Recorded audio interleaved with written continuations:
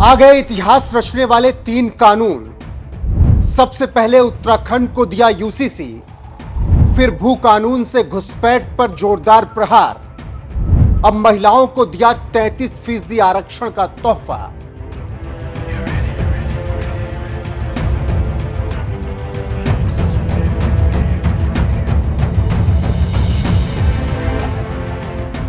नमस्कार, मैं हूं आपके साथ रोहित और आप देख रहे हैं एनएफ न्यूज। उत्तराखंड देश का पहला ऐसा राज्य बनेगा जहां यूसीसी लागू किया जाएगा। पिछली सरकारों ने उत्तराखंड को बर्बाद करने के लिए जो भू कानून में रियायत दी थी, उस पर प्रहार करने की बात हो या फिर सस्ते गल्ले की दुकानों में महिलाओं को 33% आरक्षण देने की पहल करना हो, उत्तराखंड सरकार इस वक्त आम इंसान की जमीनी जरूरतों पर काम कर रही है। दरअसल उत्तराखंड में जो राशन डीलर्स हैं, उन्हें काफी समस्याओं का सामना करना पड़ रहा है और इनकी समस्याओं को सुनने के लिए खाद्य मंत्री रेखा आर्या ने उनसे मुलाकात की। मीटिंग में संबंधित अधिकारियों के साथ राशन डीलर्स के साथ बैठक हुई। उनकी समस्याओं को सुना गया, निस्तारण भी किया गया और साथ ही महिलाओं को गुड न्यूज भी दी गई। और गुड न्यूज है ये कि यहाँ सरकार सस्ते गल्ले की दुकानों में महिलाओं को 33% आरक्षण देगी। इस गुड न्यूज का ऐलान खुद खाद्य मंत्री रेखा आर्या ने किया। मंत्री रेखा आर्या ने कहा कि जल्दी ही महिला सस्ता गल्ला राशन विक्रेताओं का सम्मेलन भी आयोजित किया जाएगा। बैठक के बाद मंत्री रेखा आर्या ने मीडिया को बताया कि राशन विक्रेताओं को जून तक का लाभांश दे दिया गया है और शेष लाभांश के लिए केंद्र सरकार से अनुरोध किया गया।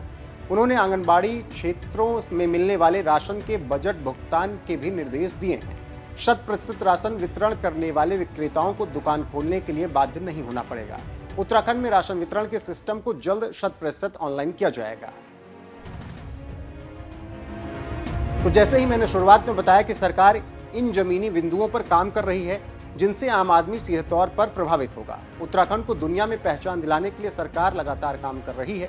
युवाओं को आत्मनिर्भर बनाने के लिए भी काम किया जा रहा है। उसी का नतीजा है कि उत्तराखंड मत्स्य पालन में नंबर 1 राज्य बनकर उभरा है। इस सरकार का लक्ष्य साफ है और अपने लक्ष्य की तरफ सरकार मजबूती से बढ़ भी रही है। जाते जाते सुनिए मंत्री रेखा आर्या ने महिलाओं के आरक्षण पर क्या कुछ कहा है। चर्चा किया था। देखिए, आज हमारे प्रदेश के जो राशन डीलर हैं, उनके जो संगठन हैं, उनके संगठन के पदाधिकारियों के साथ में उनके प्रदेश अध्यक्ष और संबंधित जिले के पदाधिकारी सभी जो 13 जनपदों से आए थे, आज उनके साथ में मिलते हुए उनकी जो समस्याएं थी उन पे वार्ता की गई है और उन समस्याओं में उनके कुछ व्यवहारिक चीजें थी जिनको कि वाकई जिन पे विचार किया जाना भी और समाधान किया जाना भी नितांत आवश्यक था। तो आज उन सबको आमंत्रित किया हुआ था, जिसमें उन लोगों का एक विषय था कि हमारे को विगत जो कोविड पीरियड का जो हमारा भुगतान है वो आज तक उनको लाभांश हो या भाड़ा हो वो प्राप्त नहीं हो पाया है, जिसमें उन्होंने यह भी स्वीकार करा कि विभाग के सतत प्रयास से जो है लगभग 21 माह का जो है वो उन्हें राशन लाभांश और भाड़ा प्राप्त हो चुका है। शेष 7 माह का जो है और उनको भुगतान होना है, जिसको लेकर विभाग प्रयासरत है और जो लगभग 42 करोड़ की धनराशि के साथ में है। भारत सरकार से लगातार जो है पत्राचार भी हो रहा है। भारत सरकार के खाद्य सेक्रेटरी को बताया भी जा रहा है और उनकी ओर से आश्वासन है कि वे जल्द इस भुगतान को भी वो देने का कार्य करेंगे। इसके अलावा आंगनवाड़ी केंद्रों में भी जो हमारा ये वीट बेस्ड न्यूट्रिशनल प्रोग्राम के तहत जो गेहूं और चावल जा रहा है, उसके भी लाभांश और भाड़े के भुगतान के संदर्भ में विषय निकल कर आया था, जिसको लेकर दोनों विभाग के उच्च अधिकारियों को निर्देशित कर दिया है कि संबंधित डीपीओज और संबंधित डीएसओ जनपदों के उनके वर्चुअली मीटिंग लेते हुए आखिरकार कहाँ और किस प्रकार की दिक्कत है तो उसका समाधान निकाल लिया जाए। ये विभाग को निर्देशित, दोनों विभाग के अधिकारियों को निर्देशित कर दिया है। राशन डीलरों की एक और विषय था कि यदि हम जब ऑनलाइन राशन वितरण कर रहे हैं और हमारे कार्ड यदि 100 कार्ड है और हम 100 लोगों को राशन वितरित कर चुके हैं, तो हमारे ऊपर कंपलसरी दुकान खोले जाने का जो है वो दबाव ना बनाया जाए। ये उनकी ओर से एक इच्छा और अपेक्षा थी, तो जिस पर हमने उनको ये जरूर कहा है कि चूंकि यदि वो 100% राशन का भुगतान कर चुके हैं हमारे लाभार्थियों को, तो निश्चित रूप से हमारे संबंधित विभाग के अधिकारी, चाहे वो डीएसओ हो, पूर्ति निरीक्षक हो, छापामारी का जब कार्य करते हैं या दुकान खोले जाने के लिए दबाव बनाते हैं, तो वो अनावश्यक दबाव ना बनाए। ये एक इंस्ट्रक्शन विभाग की ओर से चला जाएगा, लेकिन इसी शर्त के साथ में कि उन्होंने सारा राशन जो है वो 100% वितरित कर दिया हो तो दबाव न बनाए। ये भी आज एक इंस्ट्रक्शन जो है वो विभाग के माध्यम से हमारे डीएसओस को जाएगा।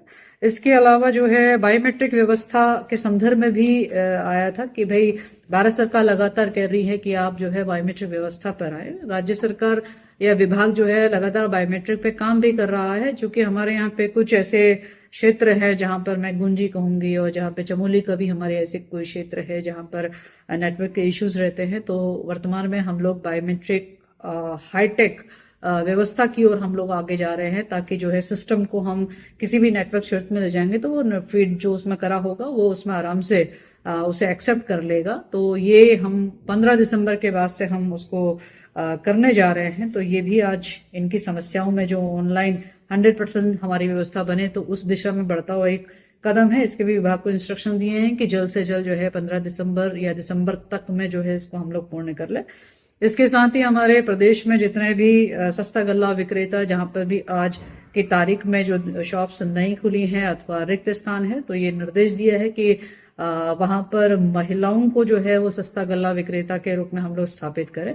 एक तो ये, दूसरा जो है महिलाओं को 33% का राशन डीलर के रूप में आरक्षण के लिए जो है ये भी एक इंस्ट्रक्शंस विभाग को दिए हैं कि इसका एक प्रस्ताव शीघ्र तैयार करें और कैबिनेट में हम लोग लेकर आए।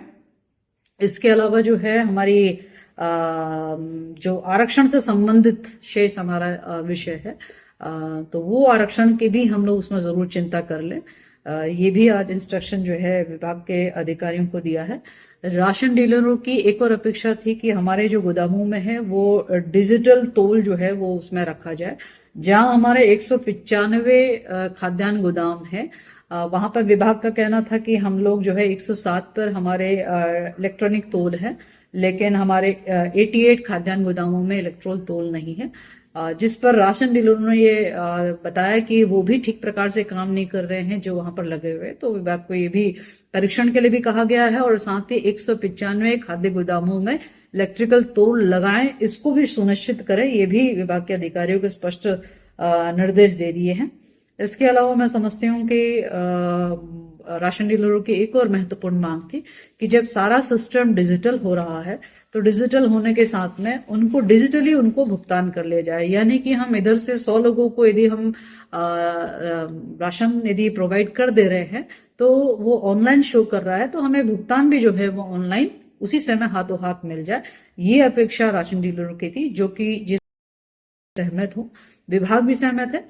चूंकि ये राशन वितरण का पूरा पीडीएस सिस्टम जो है भारत सरकार के सॉफ्टवेयर के हिसाब से हम लोग काम करते हैं।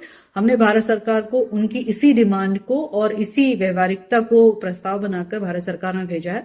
भारत सरकार उस पर जो भी आगे मार्गदर्शन देगी तो मैं समझती हूँ कि उस मार्गदर्शन के अनुसार हम उस पर आगे काम करेंगे। तो एक बढ़िया बैठक जो है आज राशन डीलरों के साथ रही और वे काफी हद तक इसमें संतुष्ट भी रहे हैं और जून माह तक का उनका लाभांश और भाड़ा हम लोगों ने भुगतान कर दिया है और शेष नवंबर माह के भुगतान के भी निर्देश दे दिए हैं कि जल्द से जल्द भुगतान कर दे, ताकि जो है इनको कोई दिक्कत न होने पाए। राष्ट्रीय